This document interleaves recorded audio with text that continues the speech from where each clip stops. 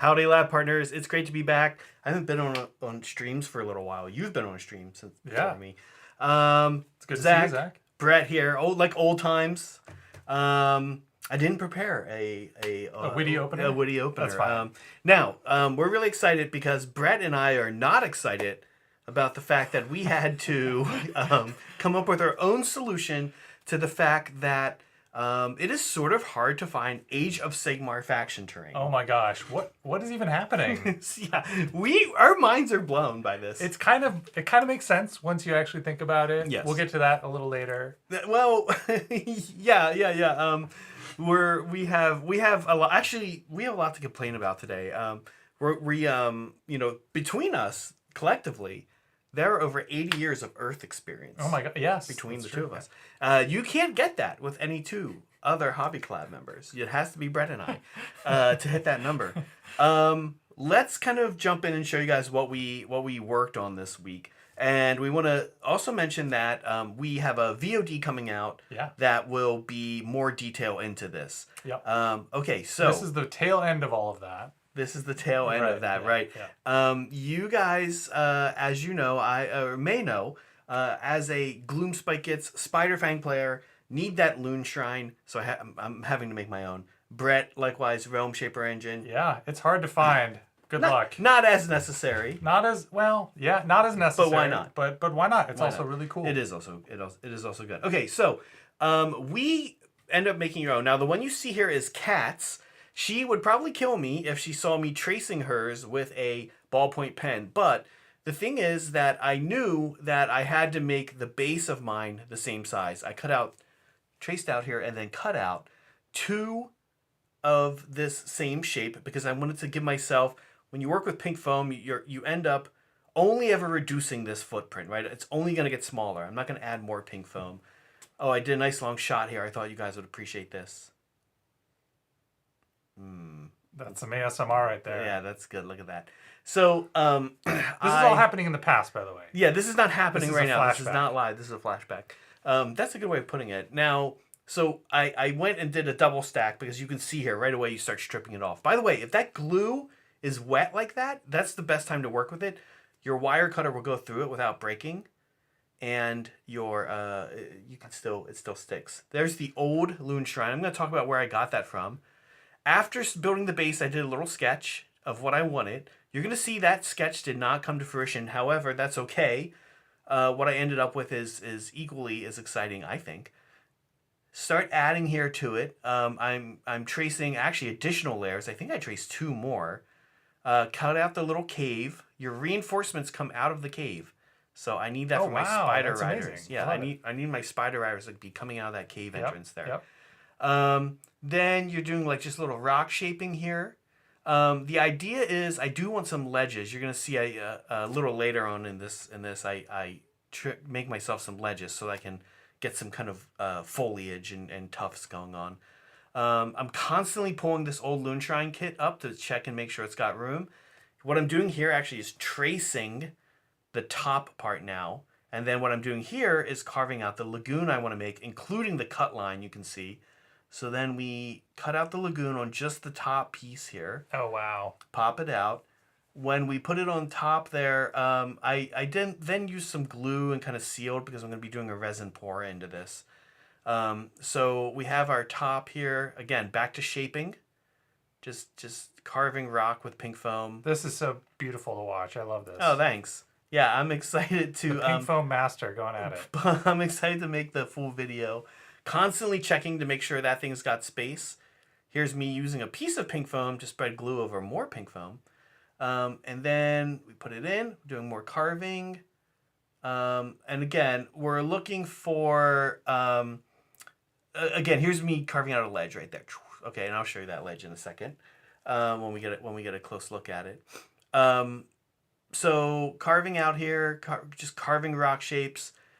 Brett will be super excited because even though I don't think I did the best job, I did decide this time to actually get rid of most of the... oh my gosh, your layer lines. Yeah, my layer lines. I usually don't. I'm usually, whatever. You use milliput here. I use milliput. Okay. And my favorite milliput tool is my thumb. Yeah, it blends in really well with water. Yeah, exactly. There it is. And I did sand that after, and I did do a resin pour. Now the final thing looks like this. I'll also show you guys. I did paint it. I painted a little. Even though I'm not actually playing Grimscuttle, I'm playing King's Gits. I did do the little Grimscuttle thing. And the great thing about this is it has the same form factor as the OG original terrain piece. No one can complain. Brett, you're up. All right, so this is my attempt at scientist. turning a Realm Shaper engine from the Warcry box into... So the most recent Warcry box has a ruined Realm Shaper engine in it. And so I bought the Warcry box, sold the actual models, and just kept it for the terrain piece. And my sort of secondary goal with this was to make a some kind of steamy thing. I wanted it to be like have sort of fog rolling down the sides. I had two choices here. I could use a fog machine with like fog liquid and a heating element, or I could use a mister. And so I wanted to use something that was non-toxic and wouldn't sort of and could be made to run on batteries. So a fog machine would consume a lot of battery power. And so I was trying to make this work, a mister that would turn water into fog, basically. And you can buy these on Amazon. They're really inexpensive. And it took a couple tries. So you saw the first try there, I was trying to get it to come up through some holes that I drilled in the little cupola at the top. That didn't work out very well. So here you can see me filling up all the holes that I had drilled in my terrain piece. Because it was just not coming out of these holes the way I wanted it to. So I filled them all up. And then I had this idea, what if I pull out the cupola that the crystal sits in and sort of let the fog just kind of come out the top. You have to watch out for the splash. So I needed a way to kind of capture the splash and not have it just kind of fountaining out all over the table.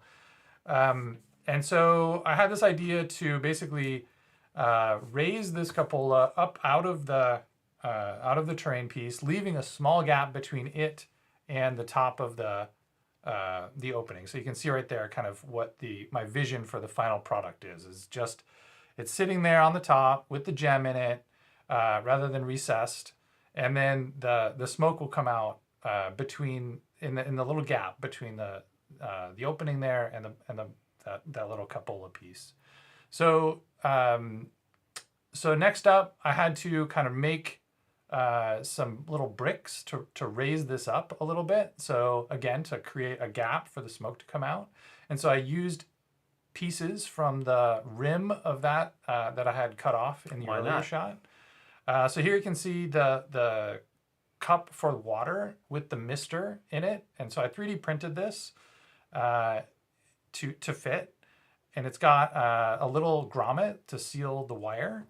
And then you fill it up with water, turn it on, and it just starts bubbling and misting, which is, again, they're used for like decorative ponds and water features in your garden. And so this thing all kind of fits inside the Realm Shaper. And then this little sort of decorative piece sits on top. Here we go. And the big reveal when you turn it on, it came out exactly the way I imagined. This was like exactly what I was hoping it would do. Just a little bit rolling down the sides. I have a little bit of work to do in containing some of the water. You can see there's a little bit of splash out that collecting on the top of the temple. But I have some ideas on how to contain that. For now, this is what I'm going to paint today. So I basically took this, Zenithal primed it, and I'm just going to be working on painting this today. Can we get the little camera, the little movable camera, and we'll get a nice peek at what yours and mine both look like here today. So here's Brett's. And Brett, you're ready to do a little slap chop, huh? Yeah, so this army that I'm doing, the Seraphon army, is my foray into slap chop. When I saw the... oh, really? Yeah, when I saw...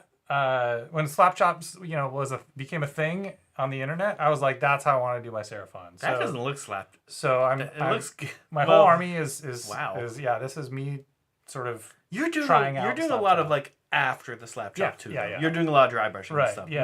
which looks really I'm getting it 80% of the way there with slap chop and then doing okay. some touch-ups. So I've got Zenithal Prime with white dry brush is kind of where I'm at right now. And this will all be gray with some vines and leaves.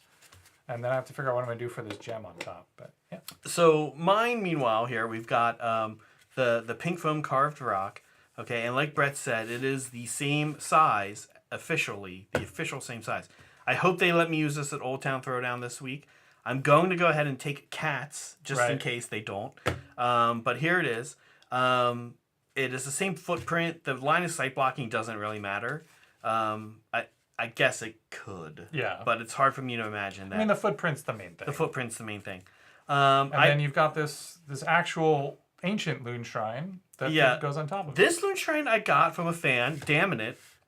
When I was looking for loon shrines and could not find any, damn it, I was like, you know what, kind of ironically, and we got actually the chance to meet Damn It at Maelstrom Mixer, kind of ironically, Damn It was like, hey, I actually have the old one from, I think it's called Battle for Skull Pass. Skull Pass. Yeah. And I was like, oh, is it big enough? And he's like, no. And I was like, okay, you know what? I'm still interested. I'm going to make it work. Yeah. So this is what I'm painting tonight. I'm going to kind of do it in the bamboo style that I have for my howdahs on my large spiders. This is going to be, I'm going to actually, what I'm going to attempt today without using a chipping effect, we'll see how well I pull this off. This looks metal, like that's been beat up a little bit. So I'm actually going to paint this bronze, fully bronze, and then I'm going to like try to make it look like the goblins then try to paint it yellow, and then it's worn a bit over top of the bronze. So we'll see how well I do there. And this is it. There you see my little resin pour. Yeah. My little pond. That looks so good. Thank you, Brett. I'm going to say, first thing Brett said when he came in, here's how good it looked. But first thing I said back was, you know what? Big missed opportunity. There's skulls all over this thing. And I really wish I had just like sunk some skulls down into the water. But that's okay. Nobody would have had that thought if you had until not just I told them go just ahead and now. tell everybody. Yeah. So I do have a couple of messages here. I have Grots only. And I have keep out. Because that's the entrance to the cave. Right. And everybody needs to know only Grots can go into only the cave. Grots. Yeah, right. Only goblins go into the cave. No spiders, Grots only. I don't think the spiders can read. They don't really go in the They cave. also don't care. The relationship between spiders and Spider-Fang and goblins is like, the spiders are totally in charge of everything. The spiders probably think they're goblins, actually. No. The goblins worship the spiders as gods. Oh, I see. All right. And the spiders, in exchange, the spiders bring them food and basically kind of serve them. And basically in exchange, the spiders just don't eat the goblins. Don't eat the goblins. Very often. All right. Well, and help them in war and stuff like that. Seems like a good arrangement. So I've got a little, really what I'm painting today is this ancient 1990s. It is 90s week, right? Still. So I'm basically painting a super 90s model. And I'm going to be contrast painting this whole thing. And slap up. Yeah, I'm excited to see that actually. 2 hours contrast. I've not really seen somebody slap shop before, so I'm all right. Get ready for it. This is going to be this little tiny bottle of paint is going to be empty by the time I'm done. Okay, looks like Meg hopefully has put up a poll. Hopefully that's Meg. Oh, it's just a Q&A. Okay. Thanks, Meg. About asking what emojis we need to add to our Discord. If you're not in our Discord, please do hop in there. There's a link on the front of our YouTube page. Now, the other thing I do want to mention is that there was some inspiration, as we mentioned, behind this. There's just one picture here for the inspiration today, and it's from Games Workshop's site. This is the Bad Moon Loon Shrine. As you can see, I just took a screenshot of the website of the item. You can see there it is, temporary out of stock. Yeah. And I highlighted one of the features of the product here. Yeah. Which is that the Bad Moon Loon Shrine is not actually ever available for purchase. Yep. And this is the case for all of the faction terrain in Age of Sigmar. Now, Brett, here's what's hilarious though. I was like, haha, it's Zach and Brett, these Weisenheimers. We're gonna stick it to GW. Yeah. Not that we don't love GW, but because we buy all their stuff all the time. But I was like, these things aren't for sale. And I went to the Realm Shaper engine, and it's totally in stock. It is. Oh my gosh. All right. But last week, I think I checked last week. It might have even been this weekend. I checked, and it was out of stock. All right. So whenever it went in stock, was like Ruining our content, GW. Yeah. Thanks. yeah, they were like, we know what these guys are up to. All right. Well, I kind of weirdly like the ruined one from the Nightmare Quest box better than the actual real one. So, take that. Yeah, the ruined one is pretty cool, and actually, I think the ruined one is kind of nice for coalesced, which is what which is what you're really playing. No, right? that's a great point. The coalesced are all about like we've been on this planet for so long, we're sort of becoming more physical, and so the idea of like a ruined Realm Shaper engine like really fits their backstory. I think so. I think so. I was actually like not at all disappointed, and even if the actual Realm Shaper kit had been available to purchase when I was looking to start working on this kit, yeah, I probably would have gone this route anyway. I've seen some other people do it. It's a nice way to just kind of make your army stand out a little different. People are just gonna be like, oh yeah, is that the normal kit? No, it's not. It's the terrain piece from the Warcry set. Pretty hip of GW though, if I do say so myself. Clever and kind. Yeah. In a way. Yeah. Even though of course they're making money off of it. I mean, that's their job. Yeah. To actually say, hey, look, let's just make a AOS faction terrain piece as a piece of Warcry terrain. Right. I don't know. I'm sure like there was thought given to that. There was thought given to that, and weirdly, I sort of wonder the distribution of people who buy this. Like how many of them are so the Nightmare Quest box is Beast Flare, Royal Beast Flares, and what and Sigmarines, eaters of Flesh Eater Courts, and I'm blanking. What's the Sigmarines? Yeah, Sigmarines. What is their actual Stormcast Eternals? And so Seraphon are not in it's not a Seraphon warband. It's two other factions, and so I had no interest in the models. Immediately put them up for sale on our local buy sell page. Ended up, selling them on eBay. But I think the retail for the Realm Shaper is like $75. Is that kind of what the terrain pieces go for? Do you remember? Actually, let's see. I think by the time all of 65. 65. Oh wow, bad moon. But again, this one might be a little more. No, it's the same. It's same. Weirdly the same. Okay. But again, of course, as noted here, right? Not actually ever for sale. I think by the time all was said and done, I think I was in. Had like bought the Warcry box and then resold the models. Mm-hmm. I think I was around that same price. So. Yeah. All right. Not bad. And like you said, I think it's actually cool. It's cool. Yeah, you and I have been chatting about these, and we have been saying that our minds are ever so slightly blown by the fact that one, not every faction in Sigmar has a piece of faction terrain. Right. And two, that no faction in Warhammer 40K has a piece of faction terrain. Yes. And missed opportunity. Three, that these are not kept in stock, because if there's one lesson learned, there must be like a sales guy at GW that's just like, wait, I imagine he knows nothing about the game.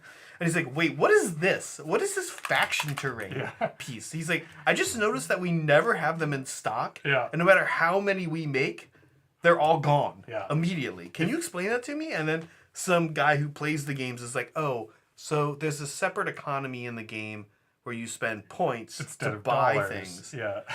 And those things are 100% free. Yeah. So to you, Mr. Sales Bro, it's sort of like if your Tesla was free. Yeah. So yeah, if Teslas were free, if you could just go to and just get one, there wouldn't be any. There wouldn't be any. Yeah. So if you've never played AOS, the way this works, the factions that have a terrain piece, they cost 0 points. You deploy them during deployment. They offer a small but like non-zero benefit to your army if you are near them. Depends. Some of them are significant. Colossal. Some of them are significant. Yep. And so if you play a faction that has a faction terrain piece, there's like literally zero reason other than like financial constraints, there's like no reason to just not own it and have it. Or if it gets in your army's way. Right. So that is, I guess that is a reason. Which is a thing that you're considering right Which now. is a thing that you wouldn't necessarily.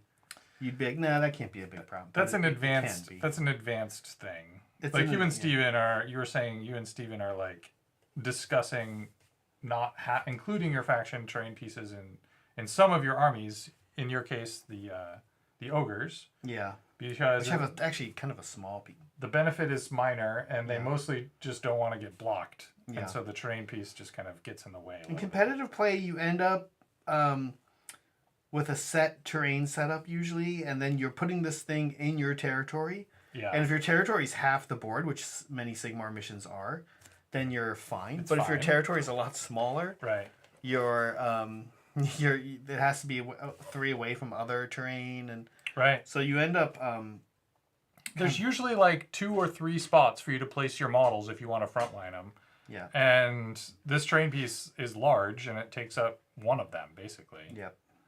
So I've been running into that a little bit myself, like just still learning the game and getting into it. But like Yours is pretty big.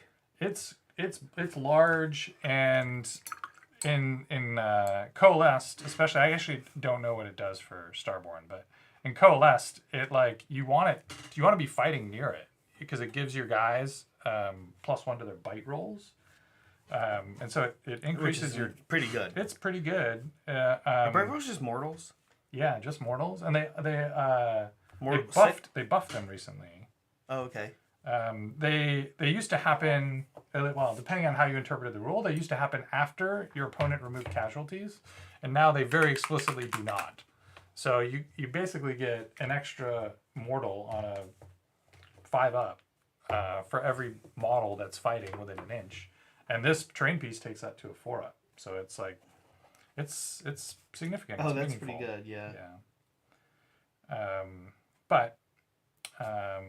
Yeah, if you put your terrain piece as far forward in one of your 3 sort of lanes of advancement, then you are struggling to find room to put your actual models. Yeah. We have a few ats here. Stack says, I desperately would love a Nocturne Crown as faction terrain, but it's so expensive and it should exist for Slaves to Darkness and AOS.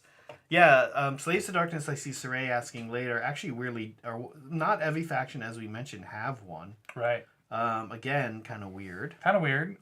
Maybe eventually they'll get there. There's an optimist, like if I want to give GW the benefit of the doubt, like there's part of me that wants to say like, oh, this was their balance mechanic.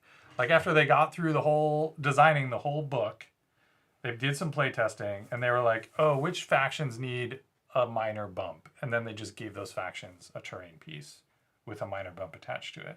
I don't know that that's real or true, but like that, like the part of me that wants to give GW the benefit of the doubt, that's like what I'm inventing in my headcanon. It's not bad. It's not a bad piece of headcanon, but the only issue would be that there's a world maybe in which that is true at one time, but like the books are going to get redone. Now we're many editions later. Yeah. And I think what's for somebody who wants to see every faction have one, for me, what's disconcerting is that there hasn't really been a new one in a while. Right. Oh, interesting. So you think they might be just kind of phasing them out as a concept? I don't know. Who knows? Yeah. It's weird because like it's actually kind of, I love the idea of it. It being 0 points and offering a concrete, tangible benefit to your army is great for GW, right? Like they, of course, love that. Seems like it, right? And as a player, you have this like, you know, we've talked a little bit about dioramas and like display boards and stuff. Right. Like this is basically the start to your my Fisher Price My First display board. Like you've got a terrain piece now. Like put it on a board and like put some trees around it and like bam, now you're gonna win Best Painted. Yeah. You heard it here first. This is how to win Best Painted. Play an army with a terrain piece, put some trees around it. Done. Okay, let me. How do I close the poll? Oh, there we go. Okay. I love Meg. Meg has made a poll about what do you do if you can't find your own terrain piece. Only a few votes in there so far, but 0% for build your own version of it. Build your own version of it. All right, cool. Well, Zach, you should have voted for that. So Yeah, we have not an ambitious group in here today, I'm afraid. Saray, it would be out of stock if it existed, but it doesn't exist. Slaves to D. No terrain piece for them. Sorry. I don't care about terrain. That was an easy one. Rai says, don't all factions effectively have faction terrain like tidewall bunkers and drone ports? Yeah, I guess you could say, I'm trying to think, maybe in 40k, all factions do have a fortification. That was a thing. GW wanted everyone to have a fortification and everyone to have a super heavy. Oh, okay. At one point, so that was a thing. So like Tau got the Tide Wall and the Storm Surge, and I feel like that's the case, right? Like Suriani have the Webway Gate. I guess all Eldar get the Webway Gate. Yeah. Trakari can take that too. Yeah. What about Chaos? Did Chaos have a fortification? Noctil with the crown or whatever. Oh, okay, yeah. Many of them are bad, which is why you don't see them very often. But the concept of like a terrain piece in AOS, like it being free, is like a very quintessential part of like what defines the quote-unquote terrain piece in AOS. Yeah. And that idea just does not exist in 40k. They're like, here's a free thing that every army gets. It's a model, so you have to buy it and paint it. But wouldn't like the sales bros at GW be like, why do we not have these in 40k? Why don't we just what if your whole army was free? People would just like buy models. No. That's a little crazy. But there is a sales bro that probably is bringing that up. He's like, wait a minute. Okay, so you're saying if we make things free in the game economy, then we sell all of them out all the time. Instantly. Okay, let me go back and workshop this for my other sales bros a little bit and see what I come up with. Yeah, guys, turns out everything's free. And actually, they did try that in Age of Sigmar. Remember? That's true. Edition 1? Yeah, when they first came out, they were like, there's no points. Just put the models you want on the table and play. Which, I don't know. I kind of want to do. Now that you're playing Sigmar, we should give that a whirl. Play first edition again. I mean... With third edition rules. They said, what did they say? Wounds are you're mostly gonna get it with wounds. Oh, is that how you balance the game? That's like, so they released the game, and then they eventually released the General's Handbook, which had points, which was for like pitched battles that were more. But before they did that, they did not, and then people were kind of asking early on, and I don't know if they released an FAQ or designer's note or something, and they were saying for people who want this, you know, this thing that all of our other games have done for 40 years, then they said just use wounds. Just use wounds. Yeah, wounds will be pretty close. And of course, that's not true. It turns out it doesn't work that way. Definitely not true. It just incentivizes you to not bring zombies. You only bring like Blood Knights and all the elite stuff. Right? Well, hold on though. Let me think about that. I mean, I'm giving up on the palette. There's no point to wet palette. I'm just dropping the paint straight onto my model now. This is an advanced technique. Yeah, advanced Saray's in chat. Advanced slap chop with bread. That's right. Well, I'm trying to think about this for a second, actually. So a big disparity would be something like Goblins versus Elves. Right. A Witch Elf is arguably better than a Stormcast Eternal. Sure. I mean, she has a high likelihood. Wait, what? A Stormcast Eternal? A single Stormcast Eternal. A Witch Elf has a high likelihood. That makes no sense. I mean, I'm not played against either of those. They have 2 wounds, though. That's the thing. The Stormcast Eternal? Stormcast Eternal. Oh, so 2 Witch Elves is better than 1 Stormcast Eternal. Definitely, because they're gonna Depends who gets the charge. With their usual buffs, they're gonna hit and wound on 2 with 3 attacks. And that's the part of the issue is buffs, right? Yeah. They're gonna hit and wound on 2 with 3 attacks, and they're gonna have Rend 1. So they're gonna get 4 or 5 through, and then the Stormcast is gonna have a 4 up. So they'll probably kill them. Okay. I think the same is true of the Stormcast attack. The Stormcast could also pretty easily kill at least 1 Witch Elf. He's probably not going to kill 2. So what we learned here is the thing that charges kills whatever it charges. But specifically, goblins versus elves is an interesting Goblins, concept because they both have one. They're the one wound things in Age of Sigmar, right? Right. Dwarves and stormcasters. Zombies and skeletons. Yeah, and stuff too. like that. Yeah. So then you start to wonder, well, I have 30 witch elves and you have 30 night goblins. It's not even close. Like, the witch elves are way better. Right. I wonder if, maybe, I didn't play back then, but I wonder if they balanced it with, like, some sort of battle line kind of rules. Like, the things that were sort of worse at fighting have other special rules that made them good at playing the game, scoring points or whatever. Sure, yeah, maybe. Maybe they had, yeah. Yeah. I Anyway. don't know. I didn't play back then. Yeah. If only we were bigger Grognards, we might have played Age of Sigmar version 1.0. So, Rise, you are technically correct then in 40k. I'm trying to think. Do Tyranids? Yeah, Tyranids can build a little fortification. One of their I think GW went through a phase where every faction had to have a fortification in 40k and have a super heavy. Okay. That was like they released a new round of codexes with a new edition, and all the factions got their cool new buildings and big tanks / walkers / things. How you doing, Zach? I'm doing good. You're dry brushing? I got all my dry brushing down. This is to get the bamboo. The bamboo is, I have kind of a specific recipe I use for bamboo, and there it is. Oh, wait, that was it. Green, brown, and then pale sand.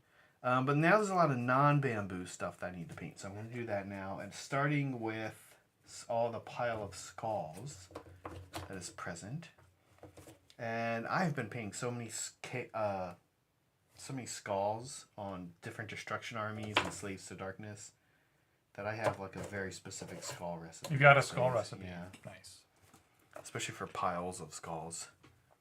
Can I just say it's a little bit I'm having this realization that after I'm on the third step of this now of my painting journey with this model, and it looks depressingly similar to what it was before I put literally any paint on it at all. I'm just like massaging its gray tones. It started out as gray plastic, then I primed it black, then I zenithalled it white, then I dry brushed it white, and now I'm putting contrast, dark gray on it. And it just looks back like gray plastic again. Oh my gosh. Yeah, but on the plus side, all those little vines and stuff, The paint will stick, I guess. paint will stick. Other further paints will stick. You have to prime it if you want the paint to stick. My army, this is the color of my army, guys. I don't know. It's just gray. Why do I need to paint it? It's funny that you say that, because there is this hobbyist in the Bay Area. Brett, I don't think you ever met my friend Jody from Santa Cruz. Jody is part of this hobby group down there in Santa Cruz. We see these guys every now and then. And when I first started painting, Jody, along with Brian Harvey, who's a guy that, if you're a Tabletop Titans fan, you've ever seen their, not the one Adrian painted, but the other Death Guard army that's very green and brown. He's the guy that painted that army. Very good painter. Super good painter. Those guys are the guys that taught me how to airbrush. And Jody actually taught me this bizarre trick one time that really makes a lot of people cringe. Which is that you can do this on a Space Marine army especially. You need rigid corners. Yeah. Like edges, hard edges. Hard edges. You need hard edges, like on a rigid egg drop pod, or like or like a rhino or something like that. Okay. And it should be an army that you want the edge highlight to be gray. Okay. And what Jody did is he edge highlighted a Raven Guard army by basically filing off the paint. Filing off the paint? Yeah, back down to the gray plastic. Oh my gosh, he just like... And it looked amazing. He painted his army and then put it in a rock tumbler. Pretty much. And then he was like, bam, looks amazing. Yeah, it's cringy, right? You're like, oh, who would do that? But it looked really good. And it was fast. Wow. He was just like, I watched him do some of it. He was just like, right. He had it down. It was genius. It's genius. It's a little scary. Jody needs to come up with a clever name for that. Not Slapchop, because that one's taken. But he needs to come up with like, some sort of de-painting. Yeah, he needs to come up with some clever, internet-friendly name for that process, and then reverse painting. Yeah. Tenet. Something involving Tenet. Oh my god. Wait, the movie? The movie Tenet. He's like taking parts of the model back in time. Wait, was that you and me having that conversation? Oh my god. Yeah. And Megan was like, yeah, I really want to see it. And I was like, no. If you give Christopher Nolan any... Oh yeah, that's right. You've not seen Tenet. I've not seen it. If you give Christopher Nolan any ability to mess with time or any avenue to non-linearness within the story, combined with the non-linearness he does in natural storytelling anyway, to tell a linear story, he already makes it non-linear. If you give him a non-linear story, I can't handle that much recursion. Yeah, I feel like Tenet is the movie. Spoiler alert. I feel like Tenet was the movie that resulted when like Christopher Nolan like didn't have his minder at hand, like keeping his like his natural tendencies in check, and he just 17 time loops and all of that. When they made Oppenheimer, they had to tell him, they were like, listen, this actually happened. And as you know, in real life, time Chris, only moves in one direction. He's like, as you know, Chris. It's like, I know that is not true. Okay, so look, I want to show just an example of classic why we all complain about painting old models. This thing, I'm going to show you separately, Brett. Okay. Because you might not be able to see from here. This thing does this thing where, like, here's a skull, and the shape of that skull just goes, that one skull goes all the way back to the bamboo. Yep. So what am I supposed to do? I just painted the longest skull. There's no, hard delineation between objects. They sort of, softly merge into each other. You know what's shocking, actually, Brett? I said we're not going to need the Lumex today because we're painting terrain, and I wish we had, because there is hard delineation here. Oh, it's just tiny. No. Oh my gosh. It's just really long. It's just huge. It's just the longest skull It's just imaginable. a huge skull. You know what? Who knows what animal that is? Maybe that's an animal with a long skull. It's one of those terrifying medieval drawing people that they have. Where isn't there one of them with a long, he's normal, and then his face comes out from his head. It's pretty much that guy. I don't get to do this very often, but this is also, I will admit, this is not the first time I've just droppered paint directly onto a model. When was your last droppering? It must have been terrain. It's probably terrain. Yeah, it was terrain. Well, you guys did a bunch of terrain for Mixer. For Mixer, yeah. Yeah. Oh my gosh. Rise says that was just original AOS release. And I think he's talking here about the wound thing we were talking about. Yeah. And very interesting choice. I mean, to do no longer the case. No longer the case. And that was just a way for them to get it out the door. Yeah. Get it, because they had canned Warhammer Fantasy Battles and people were upset and they needed a game for people to play with their... Stack says there are already a lot of limitations in the game other than points, so it isn't like, sorry. So, okay. So sorry, Stacks. So it isn't like there's no way to make the system work without them. Yeah. Yep, that's true. Yeah, you could have a Force Org chart or something like that. I don't know why. I mean, I don't know. I guess. I don't know. Yeah, I'm not sure which one shocks me more, that every AOS faction doesn't have one, or that, or that they don't have them in 40K. But I will say this: the one Meg's Soulblight Gravelords have the grave sites. The grave sites, yeah. And I think it's so weird that they didn't make. There's no model. There's no model. You can make your own. Mega's made her own, and that's very cool. But also, real missed opportunity. Yeah. Make them take up space. In the game, they don't take up space, so you can walk over them. Right. They actually give you little tokens in a couple iterations back of the Soulblight book that just say gravesite. Mm-hmm. But yeah, give us 4 awesome grave markers. I feel like grave markers. I think of those grave markers as the analogy I think of is Tau drones. It's every kit comes with a few drones, and so by the time you've bought enough kits to assemble an army, you've got all the drones you'll ever need. Like, they don't sell a drone box, I don't think. Maybe they do. I don't think they do. And the reason I is don't think they.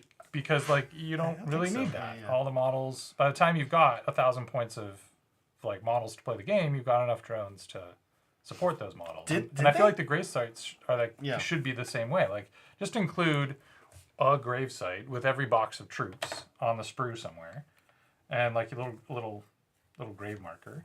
And by the time you've got enough dudes to play your army, you've got all the grave sites you need.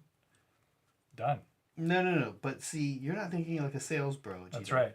A sales bro would be like, why isn't this a model? Why isn't this a model? Why don't we sell it for dollary dues? Here's the craziest thing. Yeah. You want to hear something super crazy? Uh-huh. You know what faction doesn't have a terrain piece? And that you'd be like, why? What? Is Stormcast. Stormcast. They're No terrain Poster piece. Boy faction? Yeah, no terrain piece. Interesting. Crazy, right? And they've actually literally made like Stormcast terrain. That's like they're from Yes. their realm and stuff, but none of that is. But none of it has rules. None of it has rules. Yeah. So I don't Where know. did that come in a box? Was it a Warcry thing or what was That it? terrain. Yeah. Some of it's a Warcry thing. I think. Okay. Yeah. I have a bunch of it over here. It's cool. It's huge, but you can also go up on top of it, Yeah, nice. which would be really cool, right? Yeah, you're right. Actually, I think Rise brought it up earlier that Necrons have their thing. What? Necrons have terrain. They do? Yeah, they have those obelisks Oh yeah. Okay. that are super cool, right? And I guess orcs do too. They have the mech The shop. mech shop. Yeah. All right. Slap Chop is engaged. I officially painted this whole model. It is done. No, JK, it's not done. I mean, it is looking good though. It's good. Yeah. Contrast doing contrast things. So next up we'll do. Oh, and I did the lid first, so that's even done as well. Next up is some vines once this dries. Now you're not actually using Citadel contrast. That's right. Tell us Army what you're Painter using. Speed Paint. And we're excited about this for what reason? I won this set at that's right. Nova last year. They did a raffle at the end of the narrative event, and you got to walk up to the table when your number was called and pick a prize. And when I walked up, I was like, I want to try contrast paints, and so I picked out the Army Painter Speed Paints. We're giving it a go. And I like them. These are the first edition, so they have that thing where that feature / bug where if you get them wet after they've dried, they will reactivate, and you can massage them around a little bit more. A lot of people don't like that. I weirdly don't mind it, and even if pressed, will admit to having taken advantage of that in a couple instances. So Why not? one example is I can paint like on a skink. Let's say I want my skink to be green. Mm-hmm. I'll paint him with the green contrast, but the green contrast, the green in the set is like very green. It's like very bright, like emerald green. And I don't want him quite that bright. I want him a little bit, more yellowy, actually, is kind of where I landed. And so what I would do is I would then go back over after the green contrast was dry, I would go back over it with yellow contrast. And the yellow, because it's a lighter color, wouldn't really affect the bulk coloring, but it would rub off the green on the high spots and sort of replace the green with the yellow. And so I basically sort of end up with green highlighted with yellow, which is cool. This is ever so slightly similar to why I never heard you explain it this way before. And as you explained it and said you liked it, for whatever reason I was kind of like, I'm having a hard time wrapping my head around why he likes it. But I was like, I'm sure there's actually a cool reason for it. I don't feel like I ever actually heard it from you. But it's somewhat similar to why I like to actually paint with Citadel Air. With air paints, yeah. Yeah. It's a little bit of the color you paint on top will show through. And if that color is lighter because you did something like almost slap chop, Yeah. then it peeks through, right? Yeah. Right. So yeah, that's I don't mind it. It's you can definitely work around it when you're done. If you varnish over top, it kind of seals it in, and you don't have to worry about it anymore. And yeah, it's been a good experience for me. My first sort of foray into it was just sort of straight slap chop, and then I've been now experimenting with doing the undercoat different colors instead of just like a black white Zenithal Prime. I'll do like black, but then like some other color, Okay. like a tan or a yellow or a green or something like a light blue or something like that as my sort of Zenithal color. Yeah. And then also using a different color for my dry brush color. And so then by the time I get around to painting the main color with the contrast paint, it's like it's got this like funky colored base that adds a lot of visual interest. So yeah, that's kind of where I'm at. I'm just like having fun experimenting with it. And yeah. Can I ask a serious question? Yeah. Do you? I guess the answer. I guess I know the answer, which is sort of sad. Like, Army Painter has decided that they were wrong, and their new ones don't do this. Right. Is that a missed opportunity? I don't know. I'm sure there's a little bit of copium that I've got in viewing this. I think. Whoa! Wait. It's probably better. Sorry. That it doesn't. I don't know what that. copium means. Copium. Okay. That's a very good vocab word. When you talk yourself into something being good, even when it's like objectively not, you are like you're on copium is the way the kids say it. It's the way you're coping with it. You're coping with the fact that your faction got nerfed, or the fact that you got a free paint set, but it turned out to be like a slang. People... Yeah, it's slang. Yeah. Oh, that's great. Yeah. Okay. I thought it was like a vocab word. No, it's like slang. From English class. It's slang. No, it's like not a real word. Okay. It's a kids these days. Okay. Saying. Okay. So, yeah, I wonder if anyone else has had that experience of saying they liked it. Did Goobertown not say he liked that? He did. Yeah, he talked about it a little bit. I think like the consensus is people would prefer that it not reactivate. And I guess they don't want to make but they already made that product. Why don't they just keep making it and call it something different? Yeah, then they'd be GW, right? And their product would be Space Marines. No, but I mean, like, literally, they made this bizarre product. I guess they're thinking not many people will buy it, but... I don't think that... I mean, it's good PR to be seen to be, like, listening to feedback from your customers. No. Why don't they make both?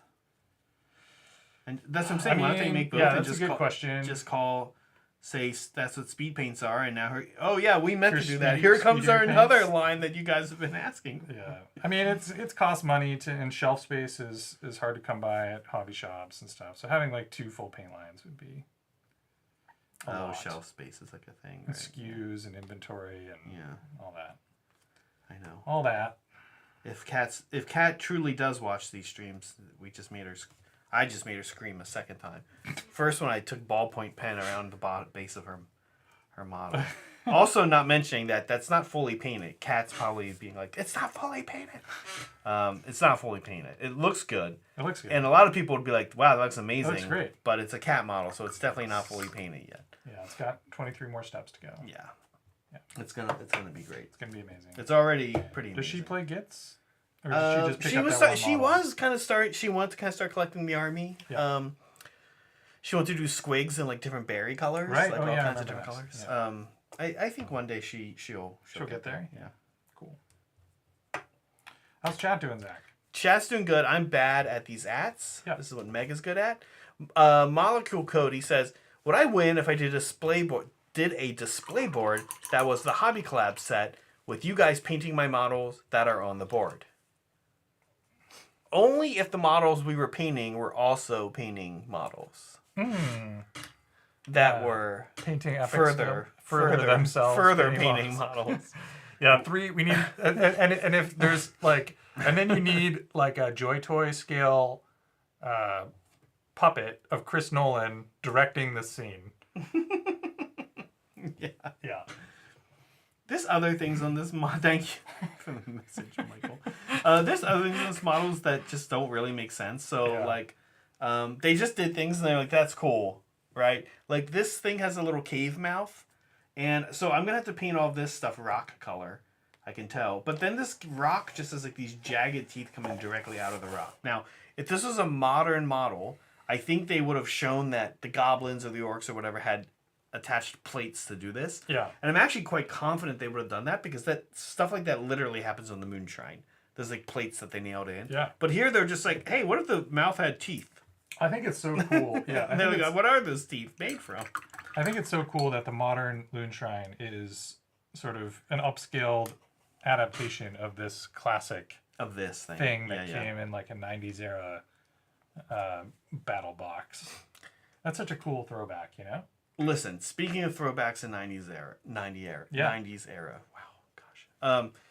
We said earlier that 80 years of Earth experience between the two of us. Experience on Earth between the two of us. And I told Brett that I would be interested in doing something today where we talked about, because I've been noticing this about myself. Yeah. And if I'm honest, as one of my closest friends, I would say to Brett, I've been noticing about him for a while now that we are slowly becoming grognards, and we want to talk about. Criticism. It's not criticism. We want to talk about. It's It's an observation, right? Yeah. We want to talk about some ways that we are becoming grognards. Oh yeah. Now, I asked Brett to submit some to me, and we both thought on it for a week. Then today I had to make this up, and I realized that I don't actually need Brett's answers on how he's becoming a grognard. I already know all the ways that Brett is becoming a grognard. Yeah, so you messaged me today, and you were like, hey, did you come up with any things for our segment? And before I could even reply, like 2 minutes later, you were like, never mind. Never mind. I got it. So anyway, what are yours, Zach? Okay, so we're gonna go through these in a kind of a roundabout order here. The first thing that I realized is that I have a go-to moss lady. I have a lady named Teresa from Teresa's Plants. I know things about Teresa. Like, for example, I know Teresa used to live in Arkansas. Now her company is relocated to Arizona. I have chatted with Teresa with my Yahoo Mail account. Also, a sign you might be a grognard. Another you have a Yahoo Mail account. And you know, I've gone moss from Teresa. I want to say I've done probably 10 to 12 orders since I've been using her. So I have my own moss lady. Yeah. And if you want Teresa to be your moss lady, I don't know if you noticed this, Zach, but Teresa's having a sale right now. Are you on her email list? I am on her email list, but it's my Yahoo email, and I don't actually honestly check that often. So I posted in the Discord, in our promotions section, a link to Teresa's sale, because she's having a sale right now, 20% off. That's amazing. If you wanna get moss from Zach's Moss Lady, check out the Discord. Yeah, there's a link. That's amazing. And it's good moss. It's good moss. And you know, you're like, haha, but actually it is, because if you go to like Michael's and get their moss, it can dry out quicker. Now I think they've actually gotten better. But she does like a treatment on hers that makes them stay like this nice spongy. Yeah, it's live moss that she preserves using some kind of preservative. They call this reindeer moss. Yep. And I don't actually know. Well, I do know where it comes from because you can go up in the Santa Cruz Mountains and get it. And I've thought about going and getting my own moss and trying to make my own moss. But wow, that would be the ultimate grognard. That would be so grognard. And that's like, we talk about hobbying your hobby. Yes. That's like peak hobbying your hobby. Peak hobbying your hobby. But we should do it. We should take the camera. We should get footage. It's actually triple. You're hobbying your hobby. Because like building your own terrain is hobbying your hobby. And then... Wait, is building your own terrain hobbying your hobby? I think so. Really? Like you can buy pre-built terrain. Right? Like, that's a thing. You have friends that have terrain. The hobby shop that you play your games at probably has terrain. But somebody had to build this stuff. Okay. And those are the people that hobby their hobby. That's what you're saying. Yeah. Oh. Okay. Well, that's their job. Back to grognardness. Okay. Grognard thing number 2. You're a grognard, Brett, because you buy super glue in packs of 12. Oh my gosh. I do, yeah. This is not a new thing either. This size super glue is the perfect size. So if you've ever bought super glue from like an actual hobby shop, whether it's like a model car and train shop or like a Warhammer shop, it comes in these, large bottles. Maybe you get the gel, but round about the time that like you're halfway through the bottle, a third of the way through the bottle, Yeah, not the even tip half. gets all clogged, and then you're like fighting with it, and then you squeeze it, and it squirts out all over the place, and you're like, "This is so dumb. There has to be a better way."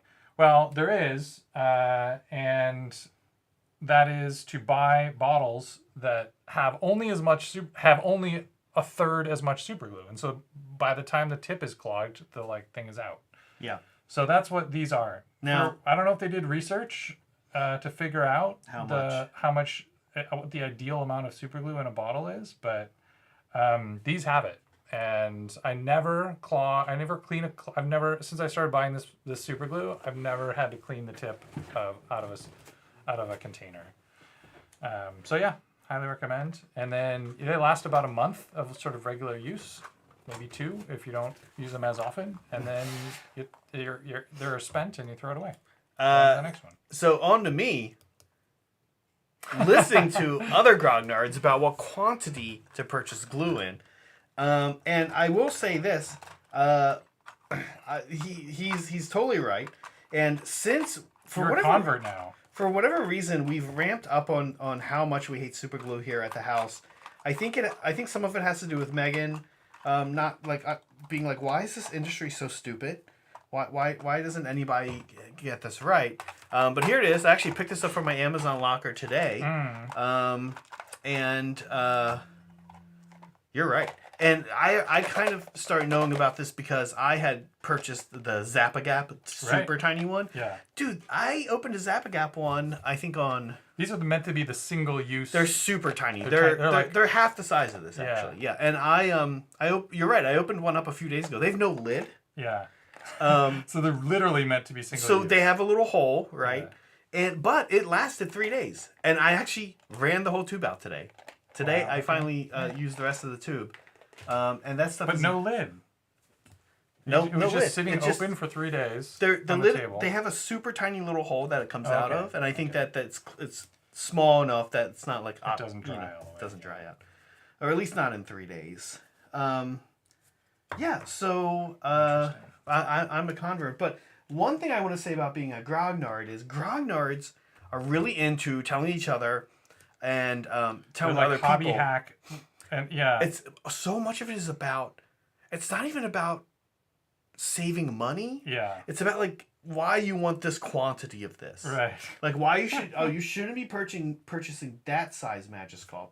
You should be purchasing this size. This size. I've noticed this is like a major issue with Grognards. It's like, or why you want to get it in the glass container, not the plastic container. Right. Like Grognards have like these little cute, amazing reasons. Yeah. Why they're like, oh man, I can't wait to fully become a Grognard. Yeah. Because we're gonna be great at it. You especially, I think, but me too, honestly. Yeah.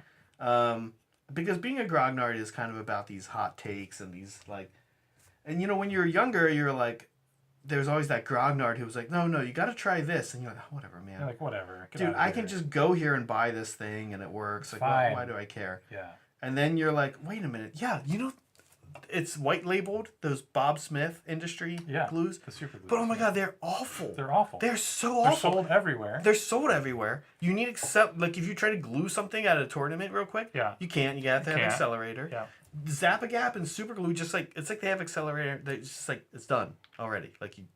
Why haven't we? Now you see why when you were like, you have to use accelerator and the accelerator is the best thing ever. I'm like, well, I didn't realize that if you get like the original brand super glue. This is why we listen. This is why we listen to Grognards. Okay, cool. Okay, so back to other reasons. Moving on. Other reasons. Oh, this is not the right bun, but still, just a reminder. Just a reminder. A reminder. Never actually available. Not actually available for the Bad Moon Loon Shrine from Games Workshop. Not actually available for purchase ever. Okay. Listening to other Grognards about what quantity, to purchase glue in. Okay, next we have stopping by the model train store while on a drive. This is great. I love stopping by our model. I can't believe, Brett, you still haven't been there. I still have not. You gotta get there. No. When I was younger, I had a favorite, like a model train shop I would go to.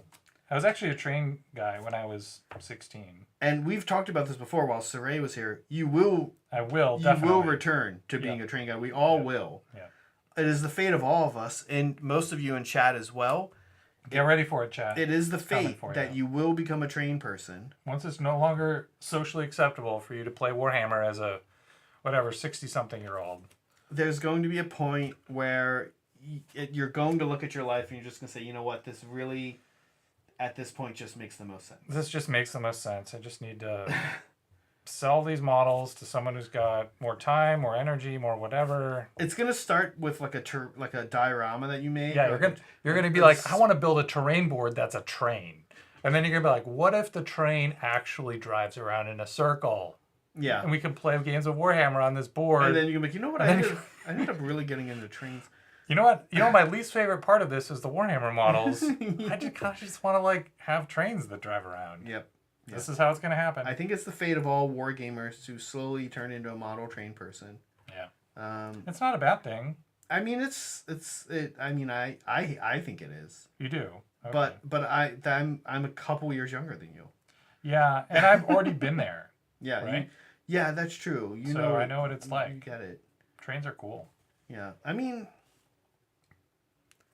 okay, so the last one here. Okay. Is increasingly turning to 3D printing to solve problems. That's not a Grognard, is it? Oh, okay. I think it's the future of Grognardism. Oh, I see. The future Grognard is going to be able to tell you all about your resin mixture. What kind of resin are you using? Yeah. And what quantity are you purchasing? That's right. What quantity you're purchasing your resin. How much resin are you purchasing at a time? Because let me tell you, there is a right answer to that question. Yeah. So I think that this is the future of being a Grognard. That's funny. It's going to be. I did not see that one coming, chat. You got me, Zach. That you're slowly, the 3D printing thing is.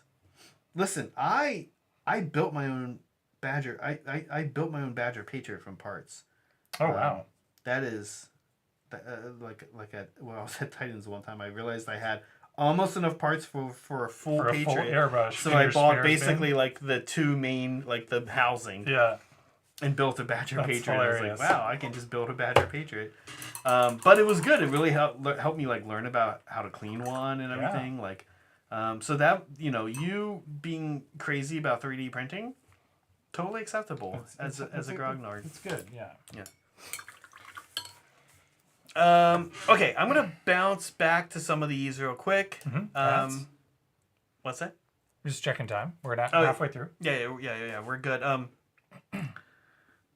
Saray has a great one here. I'm going to go back up. Saray has another one I want to read, but he says, I recently bought a paint called English Uniform and another called German Camo Black. How long until I become a trained person? That's on the right path. That's on the right path, that's absolutely. He knows it too. As soon as those paints have years attached to them, if it's like German tank uniform, 1946 to... Or theaters of war. North Africa, 1938 to 1941. We always joke like, Rommel would be furious if he saw that color on your tank. That's right, yeah. He's like, that's not... Yeah. Then your transition is complete. Yeah. And... Crazy. I have... One of my paints... is a M495 light gray. And I don't know what the M495 is a reference to, but my strong suspicion is that it is some military vehicle. It's something not it's helping you become a Grognard. Yeah. Grognard. Okay, so are we way behind? No. Okay. Saray had one back up here. He says, if I have an army where pretty much every model is a different color, how should I base them? Saray said this. Yeah. Saray, you know what? Interesting. For as much, I know, we're like, Saray's like hobby master around here. We're like, you know what? He hates basing. Oh, wow. He like super hates it. Basing, I would say like basing is like the thing you could use to tie it all together. well, it will tie it all together. Just don't base them Yeah, all you don't differently. really have a choice, right? Don't base them all differently. Base them all the same. Yeah. Because that's a thing you might, like a conclusion you might arrive at is like, oh, if all the models are different, maybe I'll base them all different. No, don't do that. Oh, I will say one thing that has made me feel like more of a grognard that you and Saray actually got me into is all of the enamel I use now. Oh wow, you use lots of enamel. I use. Oh, you're using it right now. I'm using it right now. I would say my enamel usage has gone up insanely. Do you have opinions between enamel and oil? I haven't really used many oils yet. Yeah. So that's kind of the next level is once you have opinions on enamels versus oils, That's when I'm. then your transition will be complete. Yeah. Well, to answer your question, Saray, we'll chat more. But the way I like approach basing recently, so I love basing, and Yeah. I you do too, right? Yeah. And I have sort of two approaches to basing, which is that I use basing to either just go wild and make my army like even more exciting and wacky, and I kind of did that with my Daughters of Cain. Now, one thing we had different opinions on in basing is that I always do color rims, and you always Colored do rims, yeah. So I think the wild crazy part is easier with colored rims, although I'm sure you could do it still keeping the rims black. Well, your intention with the colored rims is your thought process is that this is an artistic expression. Yeah. You're trying to create a vibe. Yes. When an observer looks at the army, you want them to feel something, and the colored rims help with that. I think so. I It's hope a so. tool that you have at your disposal to help the viewer sort of feel something when they look at your army. I hope so. Yeah. And if you just paint them black, then it's a missed opportunity. That's right. I think that's correct. Is that an accurate summary? Yeah, I think that is an accurate summary. So I did that with my daughters. I'm doing that a little bit with my Gloomspite. Right. Because I'm trying. I did try to do a little bit of a goblin. The rims are not true goblin green, but they're inspired by Love it. the idea of goblin green. And you've got this classic Loon Shrine as well. Classic Loon Shrine. Oh man, you better. I am Grognarding. This army is my Grognard army. If the judges are Grognards, they're gonna vote for you. Oh, I don't know if he watches, but Tom from who runs all the SoCal AOS stuff. Yeah. Oh, yeah, he is peak Grognard. Okay. And Scott, the guy who makes all their terrain and stuff. Cool. Both amazing. So you're dudes. playing to your audience. Both super big Grognards. In the best way possible. In the best way possible. Yeah. Do they own a train shop? I feel like that's sort of next I wouldn't level be thing. surprised to find out that Tom and Scott co-own a train shop. Yeah. I'll ask in the Discord. Curious minds want to know. Yeah, do you guys Hey, just random question. random question.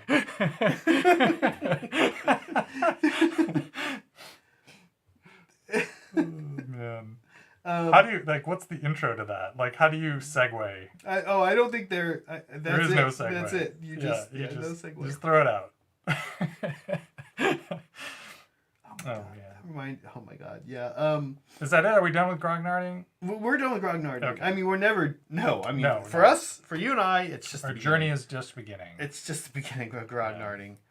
But we're done with talking about Grognarding. Yeah. So, Saray, hopefully that's helpful. Ooh, let's have a look at where you're at with Mr. Slapshot. Sure, yeah. here. So I'm working on vines. Yeah. So this is where things really start to pop. Is once you get to this stage of like This is looking great. adding. So my brown vine recipe, and I did this on the Salon as well.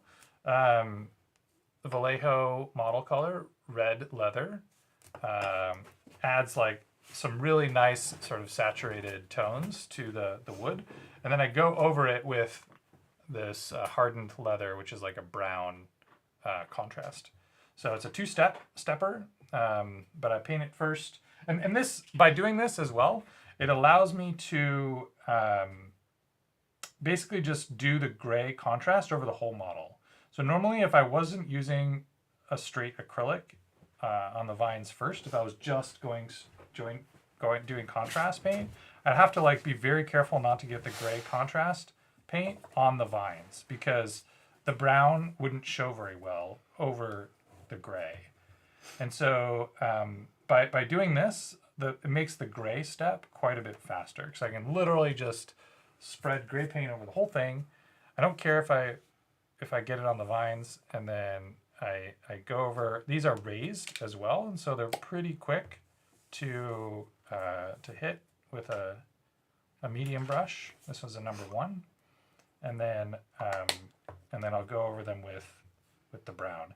And again, because and the brown, and similarly to that my comment on the first point, when I go over this with brown contrast, I'm also not going to have to worry super hard about just sticking to the vines. If I miss a little bit and some ends up on the stone, it similarly will not show up. So I can be a little bit sloppy there too. Oh, interesting. So there's one of the I've thought a little bit about this, the order here, and have designed these steps and these paints I'm using to try to both like make it look good, but also make sure that I can take shortcuts where possible.